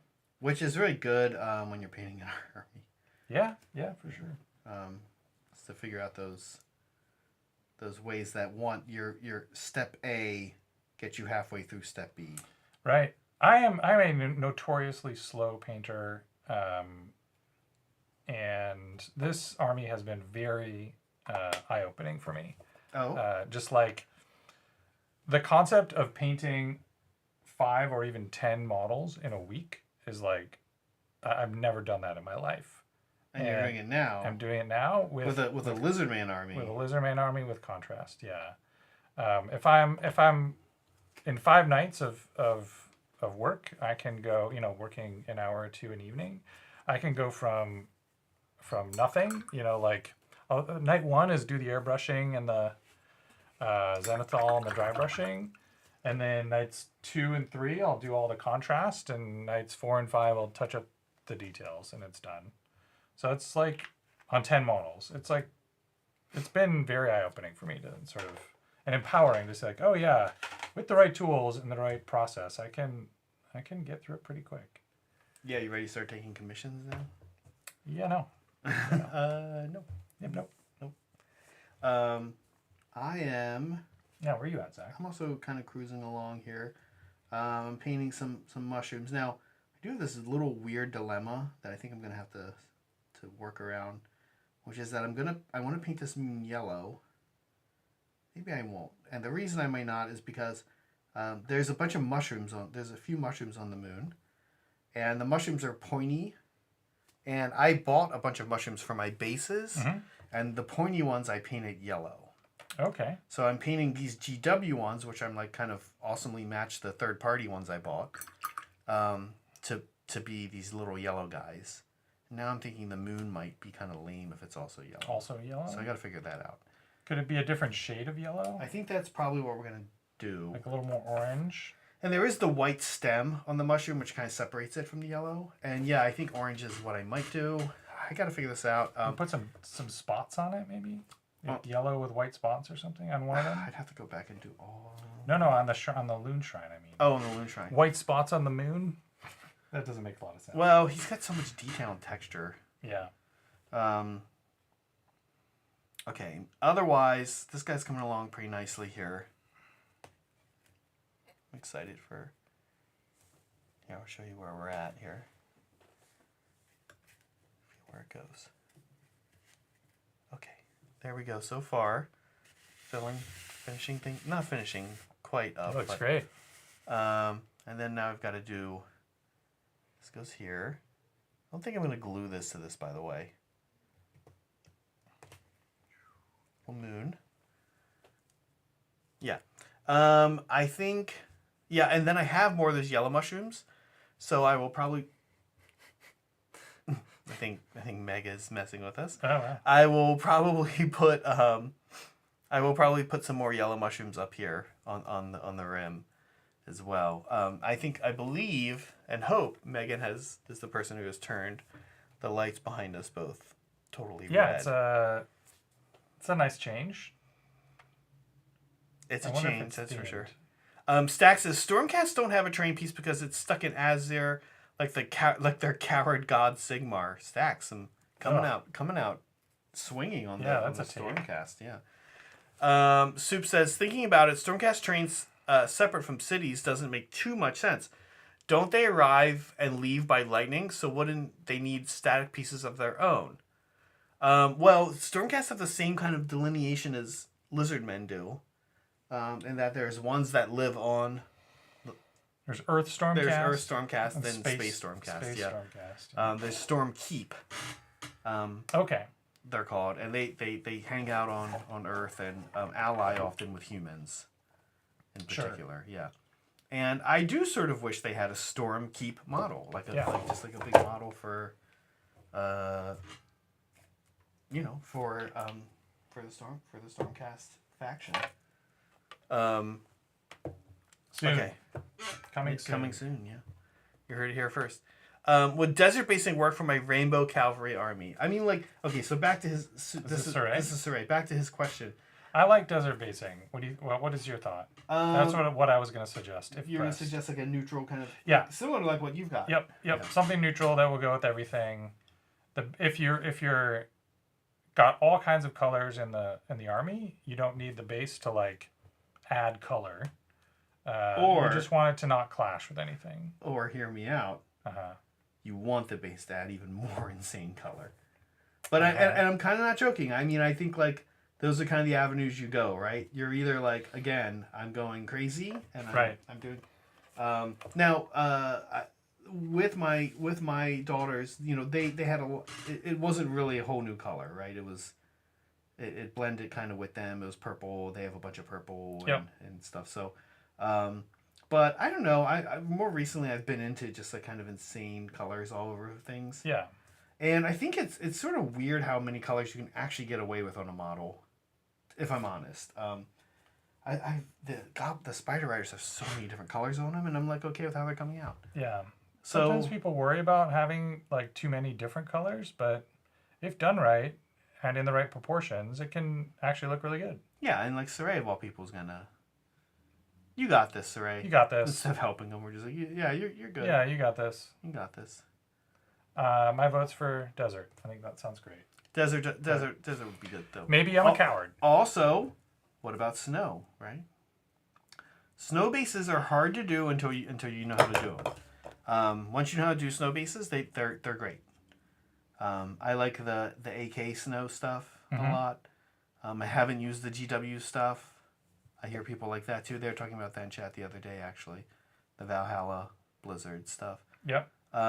Vino's working on some dinosaurs, and he's doing snow bases. And he's using the GW stuff, and it's looking good. So, yeah, I don't know. I think, but also like I don't know, like forest floor, like greens and browns, like that's pretty neutral as well. Yeah. Yeah, most of the stuff is gonna look good. The colors have changed again behind us. I see.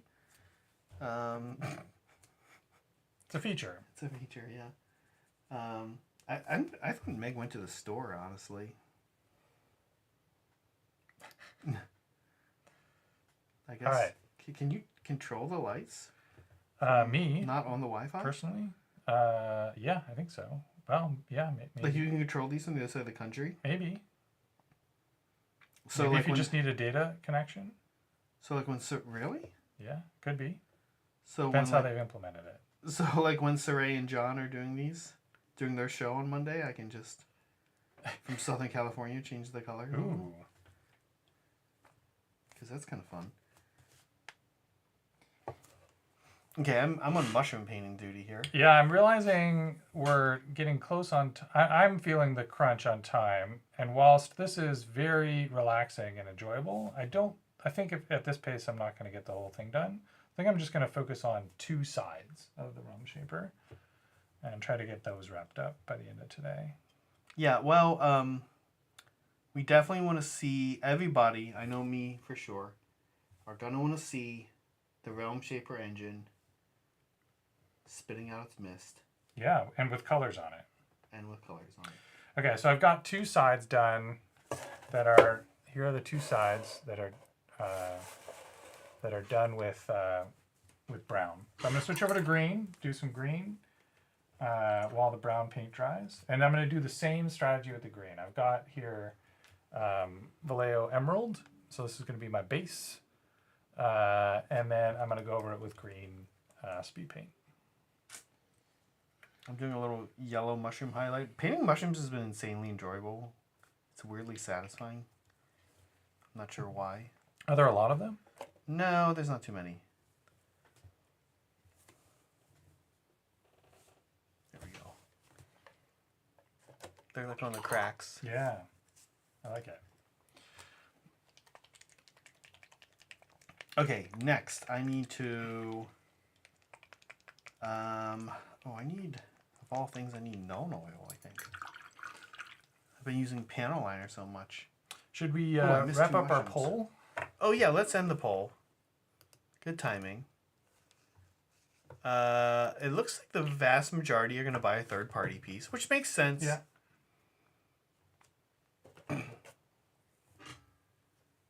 And there are some good third-party stuff out there these days. I think so. I didn't look. Did you look for the Realmscaper engine? For a third-party one? Yeah. No. I sort of committed to this path pretty quickly. I was like, oh, there's a Realm Shaper in the Warcry box. I guess that makes sense. So I'm just going to do that. Also, I would like at some point to take a stab at some competitive GW events, and so I did want the army to be all GW. I don't know how strict they are about that in the AOS community. I know 40K, that's a thing, but I'm sure. I mean, I'm sure it is, right? Like they're not gonna. This is not gonna be different for AOS, right? yeah. Yeah. So I had a little bit of an easy out, if that makes sense. Which is that? Yeah, yeah. So Ray's asking if I were to give my army desert bases, what would desert? Wait, dessert? Is he messing with us here now? I think he's messing with us. I know What dessert would represent know- each god in Undivided? Yeah, what desserts represent each god? Is he gonna give dessert bases? That would be amazing. What? Did he originally ask desert or dessert? No, I think this is a fun. He said question desert, for us. okay. Yeah, Okay. this is intentional. Okay, but let's listen. I'm gonna give answers, but I actually want my answers to not be stupid. I'm gonna give like some really thoughtful answers to Okay, this. yeah. Okay. So give me a minute. I'm gonna think on this. Like I'm not gonna say Nurgle is a garbage pile. That's not a dessert. I actually want to think about this for a minute. I think flourless chocolate cake is Slanesh. Because it's like decadent. Like so decadent. But- yeah. but- the most richest chocolatist. Okay. Like Cake doubling you can down on chocolate. Yeah, like just chocolate with chocolate and chocolate with chocolate and chocolate frosting and sprinkles on top. Yeah. Okay. Like, you know, one of those cakes that you get a slice and you take 2 bites and you're like, cool, I'm done. Interesting. Okay. Okay. I think that this is tough. I have another one. Okay. What's your other I one? think corn is creme brulee because it's like flamed. Creme brulee is good. What about like I was thinking corn needs to have like some cinnamon, which is like a little bit of spice, and maybe a little cayenne pepper, but just a little bit, right? What about a cinnamon cayenne creme brulee? There you go. Yep. Right, with like a little chocolate drizzle sauce on top. Yep. But the chocolate drizzle sauce is like Mexican chocolate With some spice. with a little bit of spice as well on it. I'm That gonna this do it. actually sounds good. It sounds delicious. This could actually I mean, be all good. of these sound delicious. Yeah. Okay. Finch. So what about those rainbow cakes people make, where the layers, each of Yeah, the layers, it's a Jewish thing, right? Rainbow cake, is it with the where like each layer is a different color on the inside? where there's like a bunch of layers. Yeah. Yeah. Okay, like that. But they're also flavored, so it's like just a wild amalgamations of flavors. Like Yeah. you're eating a watermelon flavored cake, and you're eating like caramel at the same time. Just things that you wouldn't go well together. But of course, they're all done well, Is there? and they're sugar, so Yeah. it's gonna right. Like, It's gonna be fine. Is there a dessert that like changes, sort of midway through eating it. Changes midway through eating it. Or like has some sort of transformative change in the process of creating it. Like it sort of transitions from one thing to another in like a very important and critical way as part of its being baked, or I don't know. Like I think of Tzeentch as like a god of change. Change, right? yeah. Not that I can't think of anything. Chat, maybe if you have any thoughts. Yeah. I like your idea of a rainbow cake. I just wanted to explore a different angle. Yeah. No, you're right. The colors. We're thinking way too much about this first, especially for a Saray question. a question. I know. All right, then Nurgle. Are there fermented desserts? Yes, this is great. I like this. I think you could do like a bananas Foster with some fermentation going on. Ooh. Like I have a funny bananas Foster story. Yeah. Is it? Finish your. Okay. Yeah, just like kombucha and banana Fosters. Kombucha reduction sauce, kombucha, and so it's like a little bit of apple cider. Yep. Like a little bit of tartness there. Yep. Over the real sweet bananas Foster. Yeah, I think you're onto something. Yeah. When I was younger, I had bananas. The first time I had bananas Foster was in New Orleans, I think, right? Is that sort of its origin? They're famous for it. Famous, yeah. Was it Brennan's? Breakfast of Brennan's? Is that New Orleans? Maybe? Anyway, and I was like, this is so cool. And for Chad, if you've never had bananas Foster, it's got Bacardi 141, and they light it on fire, and most of the alcohol burns off, and it just leaves the rum flavor. Which is a good flavor. Which is cool. Yeah. This was before the internet, so I couldn't research the recipe. I just watched them make it. I didn't know it was Bacardi 141. And I didn't, at the time, I was like 16. I didn't understand anything about like alcohol proof. I just was like, oh, they're pouring rum on the thing, they're lighting it on fire, and then you eat it, and it's great. Mm-hmm. So I went home and I asked my parents if I could like try it, and they were like, yeah, it's fine, no problem. So I get all the ingredients, I get it all out, I go to make it, and I pour some rum in, and it's supposed to float on top, and then you light it, and it floats on top, and I go to light it, and it doesn't burn, because I was not using the 141. I wasn't using like the high enough proof. Oh. And so I was like, okay, maybe I'm just like maybe it didn't float properly, and so I tried again, because you have to like pour it in really gently so it floats and doesn't mix. Okay. So I tried this thing to like get it to light on fire like 3 times. Couldn't get it to work. Finally, I was just like, I'm just going to eat it. Because now this is a failed attempt, but like, I might as well just eat whatever it is I made. And it was so boozy. And you were like 16-year-old? Yeah, and I was like, oh, this is gross. Did your parents taste and yell at you? No, they laughed along with me. I didn't enjoy it. I wasn't eating it to get drunk. It wouldn't. I considered it a failed attempt. Not like, yeah. Not you accidentally discovered that just eating rum is poured into. Oh well, now I know. That's funny. Oh, lights are back to. Oh, now we got dual color lights. Yeah, the lights are just changing while we work here. It's wild. It's wild. My gosh, these lights. Okay. All right, let's go back to this view. Okay. All right. Moon is coming along here. Might pick out some details, but there's our yellow moon just starting to happen. Oh, he looks great. That's looking really good. Yeah. I might make his tongue a different color. I don't know. I guess I should just go all in and just make these all different colors. Like somehow the goblins just looks amazing. Painted a moon all kinds of different colors. What else? You want to scroll down a little bit? Oh yeah, we've got some ads, and we do have to get through fan stuff as well. Yeah. Stacks wants to know, super glue from a hobby shop? Hell no. Super glue from the dollar store. There you go. That's effectively what this is. This is like dollar store super glue, but just bought like in a 12-pack and from Amazon. Yeah. It wasn't very expensive.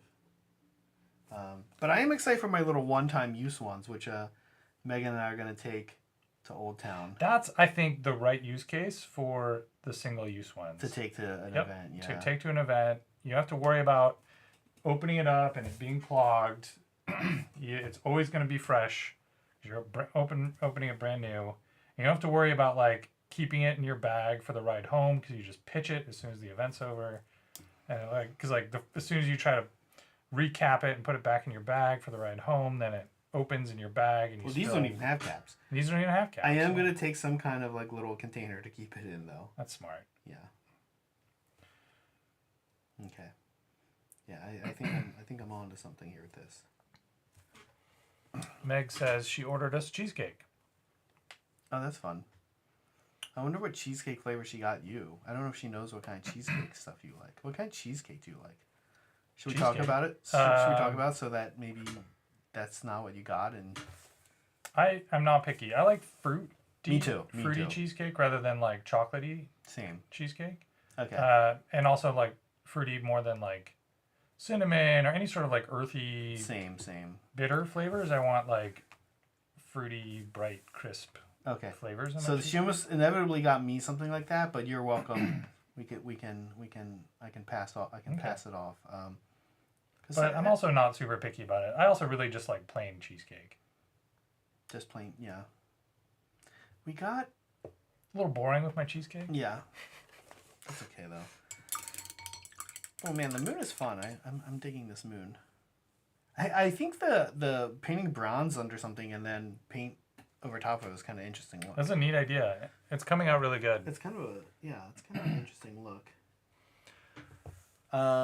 Okay, other fan stuff. I know I'm so bad at these. Zach, you make me feel young. Oh, because of my grognardness?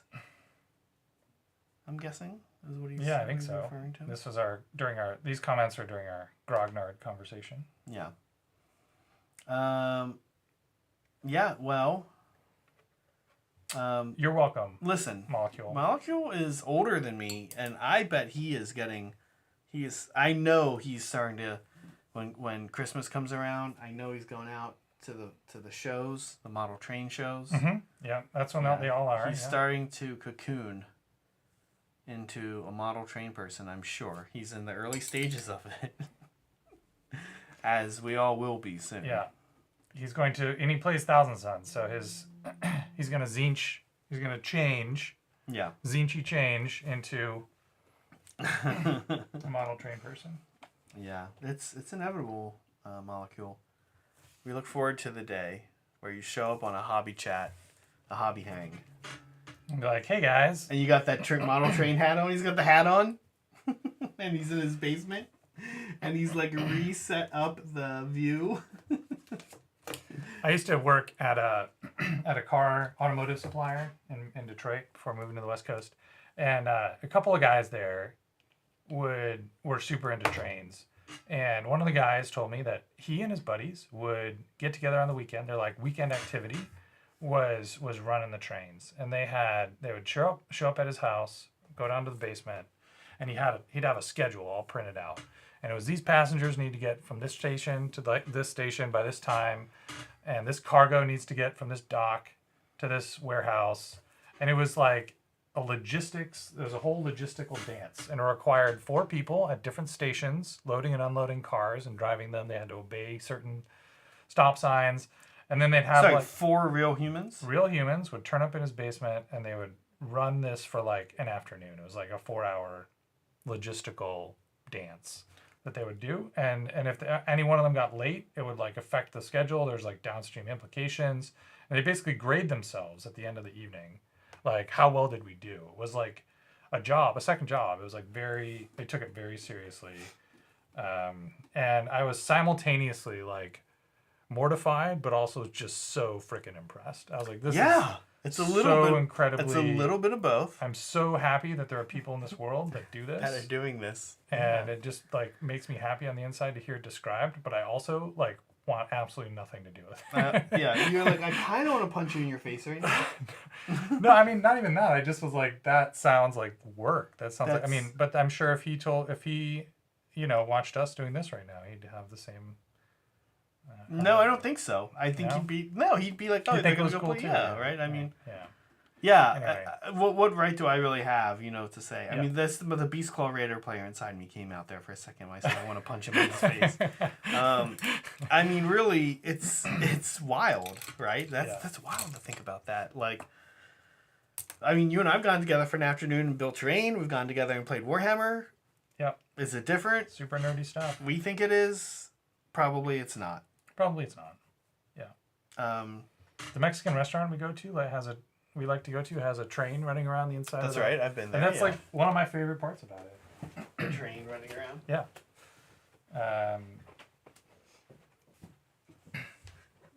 All right. So once I get through these leaves, I can switch over to the contrast paint. I'm almost there. And then once I get the contrast paint done, I have like you can see there's some like skulls and rocks along the base here. So I'm gonna do those like an off-white, a bone color as well. So, and I think after the contrast on these vines and the wood, I'd like to do a dry brush highlight. Like I'm not gonna edge highlight this, but like a dry brush highlight on the vines, the same like bone color as I do the skulls, and that'll tie it together nicely. I had to leave you there for a sec, Brad, and you want to get a little bit of red contrast. I think I want to do this. I'm really getting into painting this moon. Mm-hmm. So we've gone down the path of. This is a little more red than I wanted, but it's okay. Now, what do you think, Zach? One thought I had. This is meant to be overgrown. One thought I had was that I could add like flock to the base or to the model in certain areas. Like that's me. That's you. Okay. High blood sugar. Yeah. I could add sort of some green flock to it to represent moss. Okay. I also could just like airbrush it with like a green wash to sort of achieve a similar effect, or do some combination of the two. Like if I want to sort of make this feel a little bit older, more overgrown. So you just added tufts, right, to yours, and I might do some like Tufts I could even do that. I could even add tufts are good. Flock is good. Yeah, I think if you want me to weigh in and say a specific thing, I want you on the record. You're starting to go like this like teal color for your plants. No, cool. This is the base color. Then I'm gonna contrast paint over it. What color? Green, like a goblin green. So it'll get a little warmer. It'll get a little warmer. Okay, then yeah, flock is good. The flock the flock I have is very much warm. It's not that kind of teal. Yeah. No, I just wanted the teal as a base to the contrast to like give it a little bit more like variation and tone, I guess. Yeah, I think. Hue? Is that the word? Hue? Hue, maybe? I don't know. I think. Without an H. Without a G. Hue without a G. I think that's fine. I think that'll look good. The flock is nice too. So the other thing the flock does, Megan was working with flock today and adding it to her Soulblight Gravelord bases. And the thing that's really weird about flock that you don't think about is when you take it, you use Elmer's glue, watered down to get it to places where you really want to kind of stick in. But what else it'll do is it'll just fall into the cracks of this thing, and it'll just stay there forever without any adhesive. Even without glue. Without any adhesive. Yeah. And it's kind of weird. You're like, I don't know if I want that, but when you see it happen, it looks really good. It's all of this terrain, the mossy city terrain I've done and stuff. It always does that, and it's totally weird, but it's great. So we have 15 minutes. We gotta do some fan stuff. Should we do fan stuff? Let's do some fan stuff. Okay. Starting off with a orc truck from Bionic. You know, he was... Nice job, Nick. It looks amazing. He was in chat kind of, I think, talking to us about... this is his fire truck. Yeah. I think he was the one asking us about Saray's, Darren Latham, Darren Latham, how we painted the Lost in the Dam. The Lost in the Dam. Yeah. And because we did flames on their shoulder pads for the army we gave away. Yeah, and I'm thinking he used that tutorial. That's cool. It looks really good. The flames are definitely the highlight of this piece. You done good, Nick. This looks amazing. Yeah. And I love the idea of a truck done up as a fire truck. And it's not like there to put out the fires. It's probably a transport for a bunch of burner boys. Yeah, it's right? the opposite. Like in 10th ed, things with firing deck, models can just shoot out of them. So you can just have a truck with firing deck and a bunch of burner boys in it. They can drive so up. that's what this is. I think that's what this is meant to burner be. boy truck. Ouch. Yeah. Which is cool. I love the idea of like an orc army that has themed transports for the guys that you intend to put in it. Like that's so cool. Yeah. That is cool. And it's fun. Like your opponent would see that and you can be, yep, this is the one full burner Yeah, that's boys. right. Like your opponent's not going to have any question in their mind about which one has the burner boys in it. This is fun, yeah. Okay, nice work, Nick. As always, Nick, honestly. Okay, wait. Oh, yeah, okay. So this is Boris. I love this color palette. Yeah. So he's doing a White Scars army. Okay. And his Terminators, he's shown us some of his Dreadnoughts, which are sort of a more quote-unquote conventional white with, like, red and yellow. And his Terminators, he's choosing to like make mostly black with just the white shoulder pads like this. And he posted in the hobby criticisms chat, and we were chatting with him about how he should do the edge highlights on the black armor. And so that came out, out of that discussion. So if you have things that you would like help with, post in hobby criticisms, and the community can help you come to a conclusion on stuff like this. And it looks really good. The execution here is amazing. The execution's great, and the color choices are I'm really into. Yeah. Yeah. This is the Sergeant. Most of the guys have black helmet with a red stripe down the center, and the Sergeant has the sort of inverted color palette. Okay. On the helmet, which is awesome. It looks really good. Yeah, this looks great. Yeah, great job, Boris. Okay, moving on. We've got Broken Chef doing some Imperial Fist, presumably. Yeah. I think he said this is sweet. what he's been working on. Yeah. Love it. This is the Ballista. I like this base too. Mm-hmm. Yep. Yeah, nice and clean. Broken Chef cranking out a lot of models these days. The desert sort of scrub looks good on with the yellow. I almost wouldn't think that. Right, I know. I agree. I would not have like, if you'd said, hey, what like basing should I do with my Imperial Fists, I would not have been like, oh, you should do desert scrub. Yeah. But this looks good. But yeah, loving this. Nice work, Broken Chef. I've been painting some yellow. I love painting yellow. Oh, we know this guy. So I think Saray is finishing up his Dark Angels commission. Yeah. And I'm guessing this is a character. This is Azrael? towards the end of it. Yeah. Is this Azrael? This looks great. I don't know. You tell me. I think it's Azrael. I don't concern myself with named characters especially much, so the chapter specific named characters often I get jumbled in my mind. But he looks dope. I know some people in chat commented on this as well, and I absolutely agree. The face is like the highlight. Like the blends on the cloak, the volumetric highlights on the armor, like all that stuff is amazing. The NMM, all that stuff's amazing. But like for me, the part sort of that I'm just completely floored by is the work on the face. Yes. So awesome job, Saray. Can't wait to see more of this army as you wrap it up.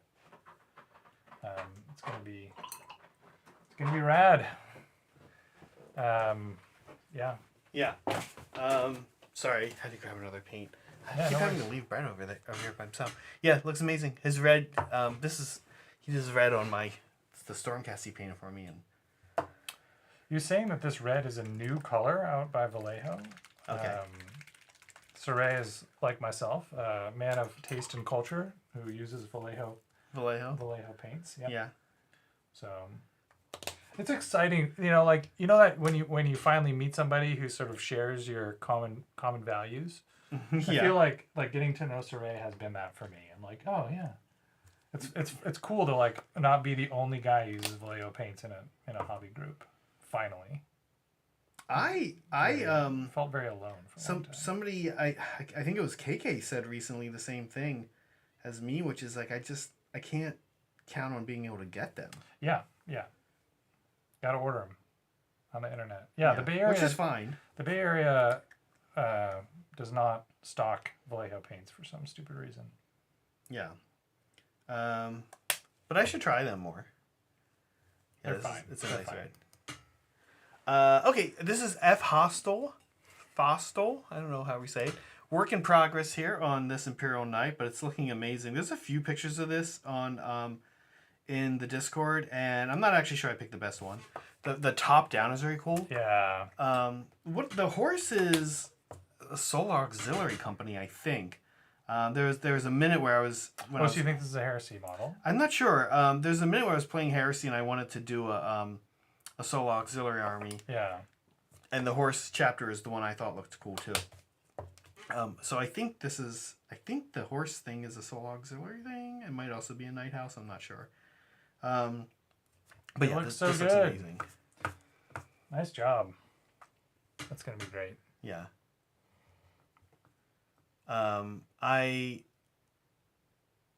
His airbrushing's great. I'm excited to see the rest of this happen. Yeah. This is a work in progress, so I imagine we'll see additional pictures of this over the coming weeks as F Hostel finishes and makes additional progress on it. Yeah. Great.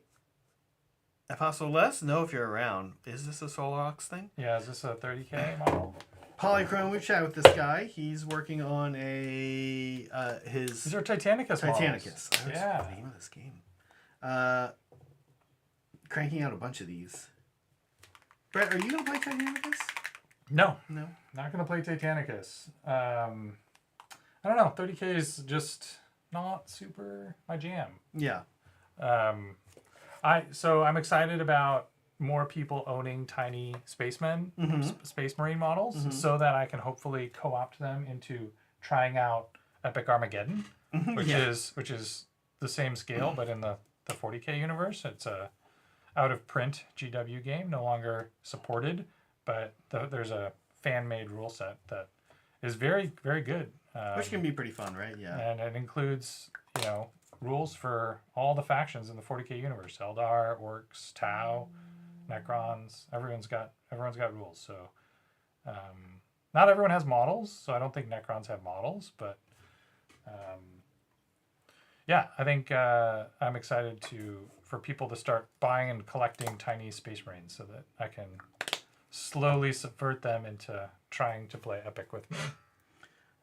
You are on that list as well. Oh boy. People that if you ever get a tiny Space Marine army, I'm gonna. I don't know about myself. Become a quiet voice in your ear. It's I don't know. I don't know how much it's. I think our friend Chris is already slowly becoming converted, and perhaps Bryce and Graham next. We'll see. Yeah, those aren't hard conversions. Yeah, that's fair. No offense to those guys.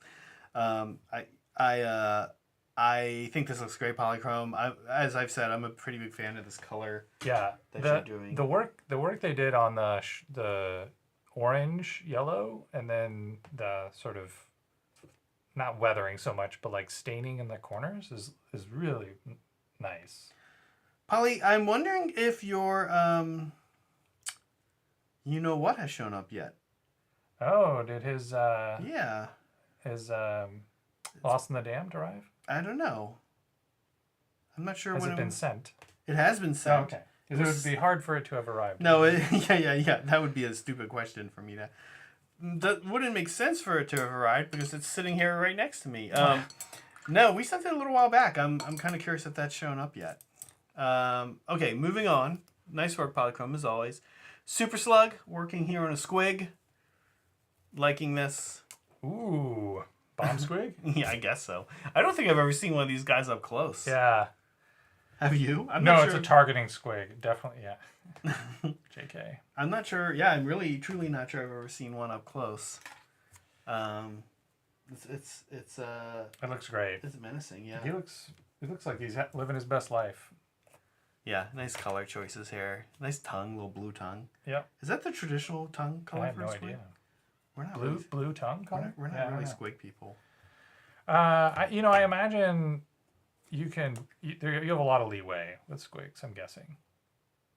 Yeah. Right? I need to paint my first squigs ever here tonight or tomorrow morning. I think we have some squig lovers in chat. Maybe you can let us know. Yeah. What is the official GW tongue color for squigs? Very nice, Super Slug. Thank you for sharing, as always. Last but certainly not least, Soups cranking out Dark Angels. Soups jumping around to Blood angels, you mean? Blood Angels. Yes, I knew that. Soups They look great. cranking out Blood Angels. They do look great.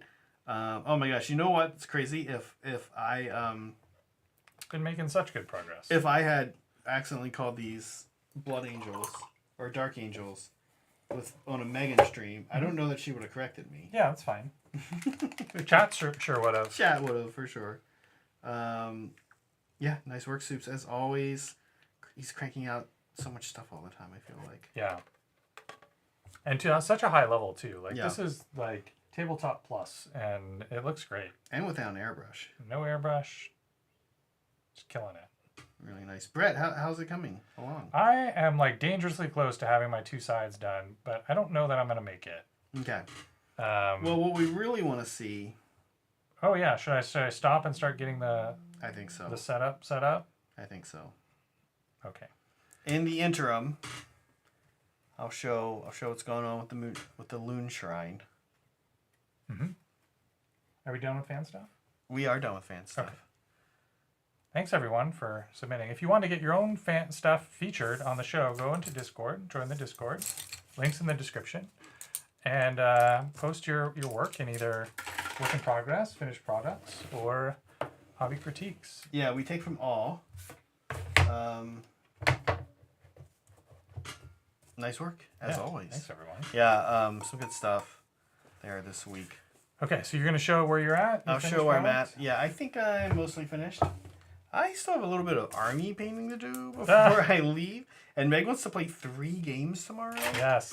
That's she's going to get the true experience. Right. I'm going to say that this guy's finished for... I'm going to take you guys on a ride here. I'm going to say this guy's finished. Whoop. There we go. For intents and purposes of the upcoming Old Town Throwdown event. So this goes here. Now, I actually was thinking about being one of those guys that gets a little light and puts it in there. Yeah. That's a thing. I might for later. For the cave, you mean? For the cave. No, not so. There's coming out of the cave. The cave has a cave. See, there's like this. Yeah. Oh, the cave has. Oh, put a light in the cave's cave. Yeah, put a light in the little shrine. Yeah. Part of it. I'm very happy with how the yellow moon came out. Mm-hmm. Yeah, it looks really good. That's the highlight. And I love the fact that most of the base is really good, but sort of, I don't know, kind of blends in. And then there's this like bright yellow moon on the top, which really draws you right. I wanted the rest to kind of blend in more or less. Mission accomplished. I do wish I had put more of the I do wish I had put like some skull. I have like 2 of the GW skull kits too. There's more. I think I probably will say this is where he's going to be. For Old Town, but I see a lot more potential in here. I don't think I'll end up trying to do anything else with the resin at this point. It's probably too late, but I think obviously I have some more of these yellow mushrooms I haven't painted up yet, so I want to paint some more of those, put some more of those all over this thing, and I have some some skulls. I'll put some skulls around too. Amazing. This is where I'm at. This is where I ended up.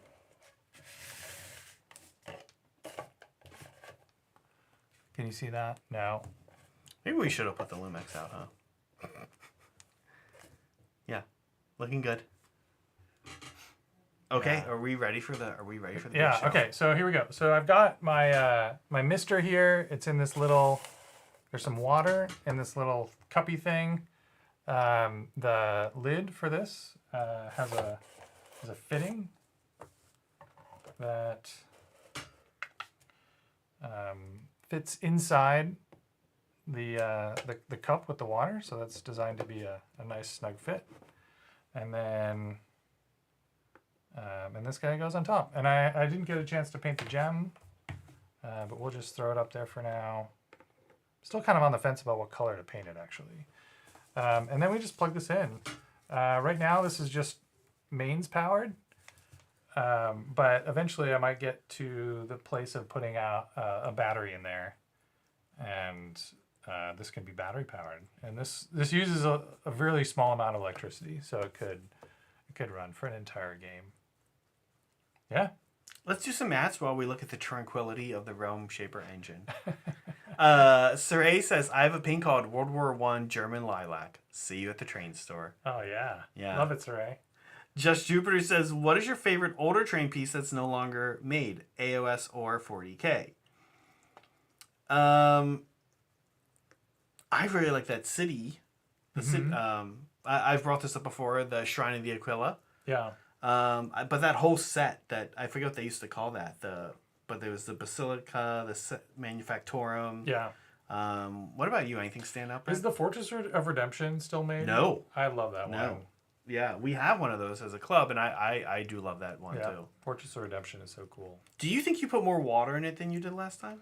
Possibly. I also last time when we did it, the video I shot, it didn't put this much water out. Yeah, I think I've got some work to do about containing some of the water a little bit. I've got the smoke kind of where I want it, but I need to get the and I'm like genuinely terrified that this water is going to now reactivate all the paint that I just applied, and it's all going to run off. But the things we do for our fans. But you know what?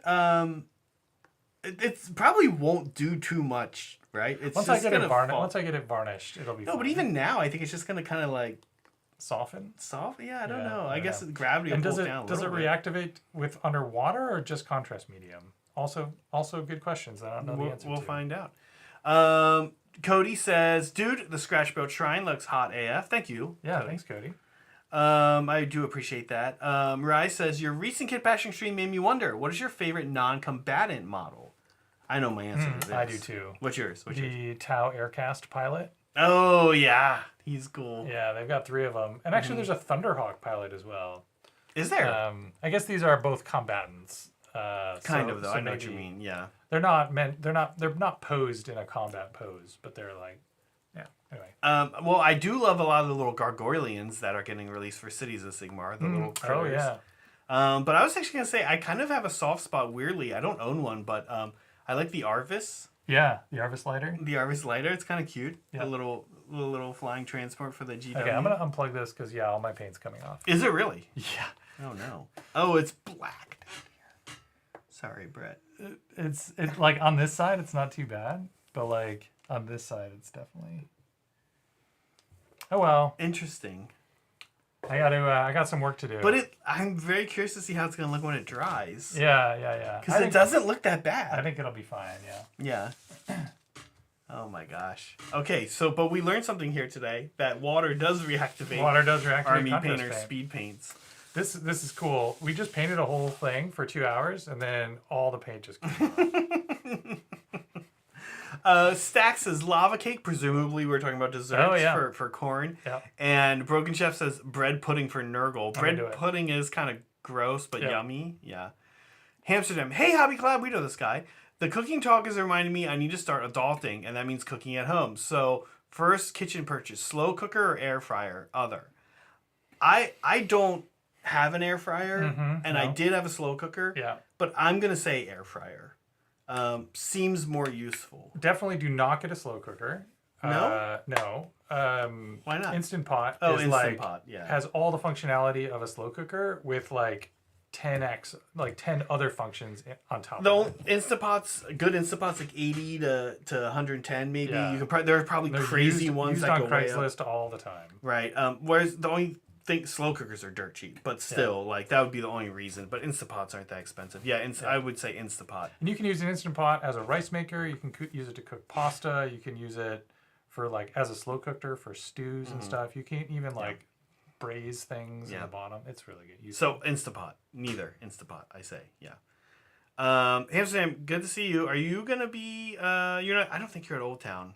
I don't know if he was in town for a while. I don't know if he's left yet. I don't know.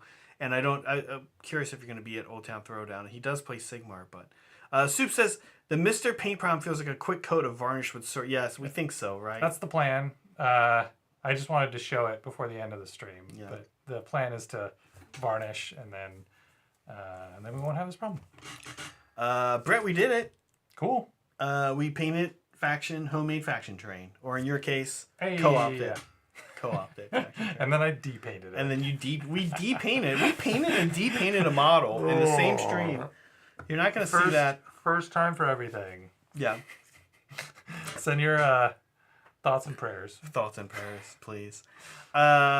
Folks, as we like to say, be kind to each other, be kind to yourselves, and always be creating. We'll see you guys. Bye.